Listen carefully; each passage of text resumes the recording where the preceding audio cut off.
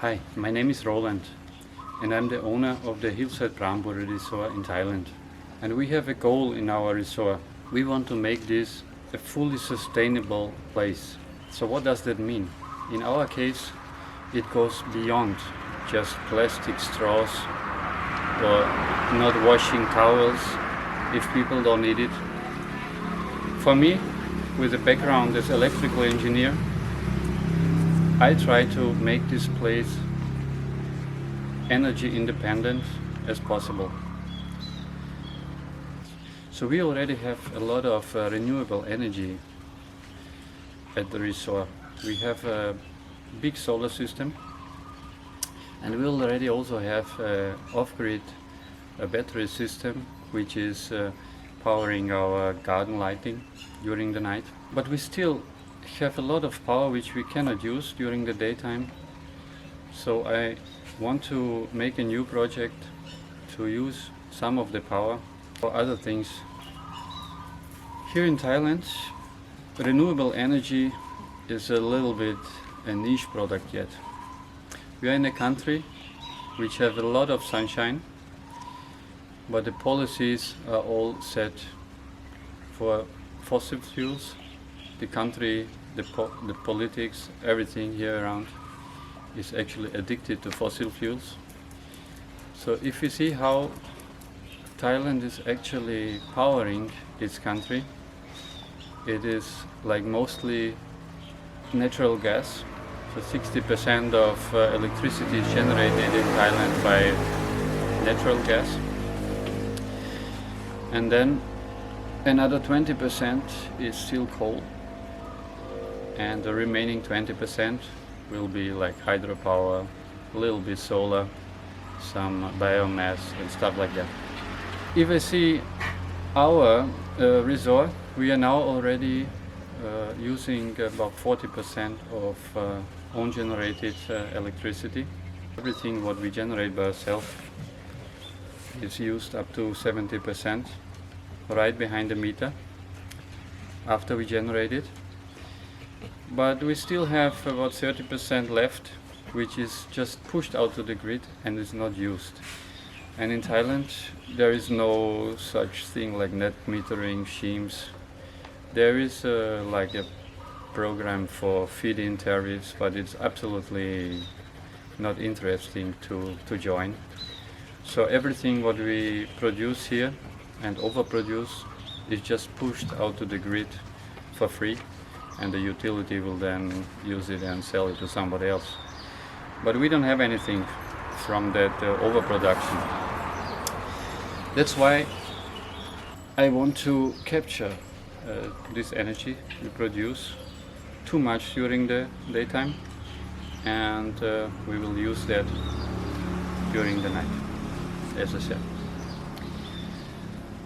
But due to the size of the property actually, and the locations of my solar arrays, different solar arrays, I will show it to you a little bit later, how this looks like on our property.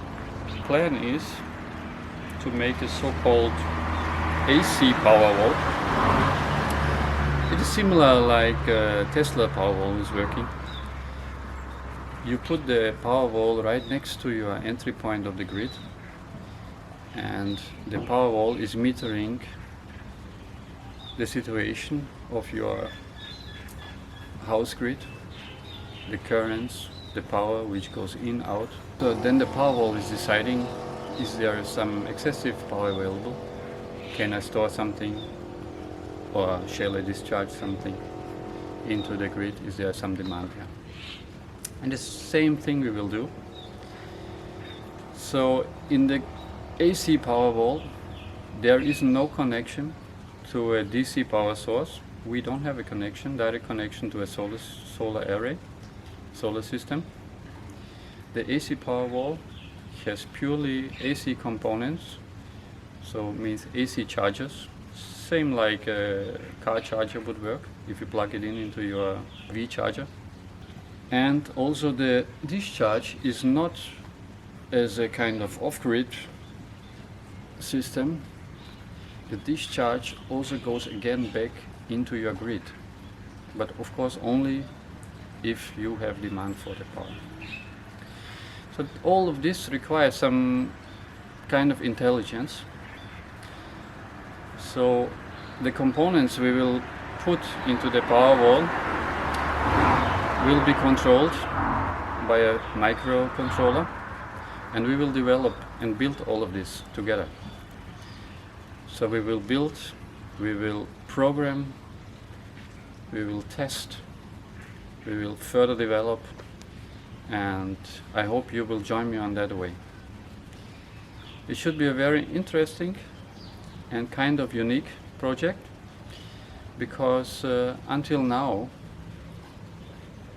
in the YouTube, internet, you will find many examples of DIY power systems, power walls, but they are mostly DC power walls, I call them.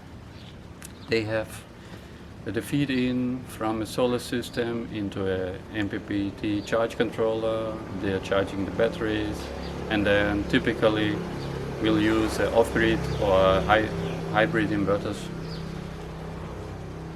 So our system is different. It's kind of the way the companies today are building battery backups or battery storage straight at the entry of your grid, and by intelligently controlling all the components, you can then get a profit out of it. So who is the prime candidate for a system like this? Well, everyone who has a grid-tied solar system, which is the majority of the systems. Maybe 90% of all solar systems installed are grid-tied solar systems without batteries. If you decide now to kind of go the next step and store your generated power, which you have too much, because maybe the governments, they cancelled net metering tariffs, they reduced the feed-in tariffs, and so on, you decide to install your own battery. But you don't want to change, you don't want to throw out your grid-tie inverters and install different kind of chargers and turn everything into an off-grid system. That would be very costly and totally unnecessary. So that's why the only thing we need to do is build or use an independent battery storage system. This kind of independent systems are nothing else than another device in your house. You can compare it to a washing machine or to a clothes dryer, whatever.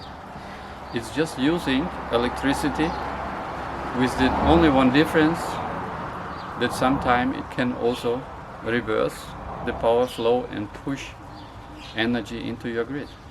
So yeah, that is the plan. We will together develop the project. I hope you will join me. We will have many videos, we will have different episodes every few days. This will probably go over a few weeks, and we start from zero until we finish everything.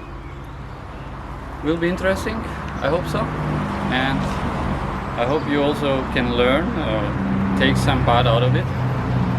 The idea is to keep this as an open source. I don't have any problems with it if you take whatever you can from it and try to build your own DIY AC-Powerwall. So thank you for joining. Let's go and I show you the property and what we are actually working with. So from this place I can give you the best overview of our property. Unfortunately I have to stand here right next to the street, so there might be a car passing by from time to time. But here you see we have our high voltage, and it goes into our transformer, and from the transformer it goes down to the utility meter, and then into our main distribution box. And here we have several solar arrays at the front here. This is 4 panels on phase number 2. It's just a very small and not much in use array.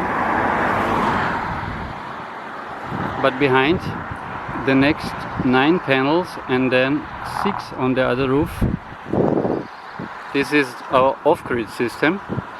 That one is charging the battery for the garden lights and our pool pumps during the day. So the first, this is grid tie, is just 1.2 kilowatts. And the off-grid is 4.5 kilowatts peak. Then if you look a little bit further, here is 10 panels and then another 5. That is about 5 kilowatts on phase number 1. So this one, that area is primary powering our shops and some bigger guest rooms. And then if you look further, that is the area of our main interest. That is an array on phase number 3 with 24 panels and 7.5 kilowatt peak. And from this area we will actually charge our battery. This one is primary powering our laundry, and the garage has a EV charger there. But of course those devices are not always on, so we have plenty of power, excessive power available here during the days, and this can then easily charge our battery, so we do not export some extra power to our grid. Okay, so once again, this is the grid tie system with 7.5 kilowatts, then a grid tie system with 5 kilowatts, grid tie system with 1.2 kilowatts, and a 4.5 kilowatt off-grid system. So that would be the overview of our solar powered generation from our resort. Just look at the schematics for a bit. Just very short, we will talk about every of these components and systems in an extra video. But as you can see, in the center, on the control board, that will be the components of our microcontroller. The base of the microcontroller is the Arduino Mega R3. To the left, 2 AC chargers. These are small vehicle chargers. One of them is smaller than the other one, and the reason for that, with 2 different chargers we can actually realize 3 different charge levels. So we use one charger 20 amps, or the other charger 30 amps, or both together 50 amps.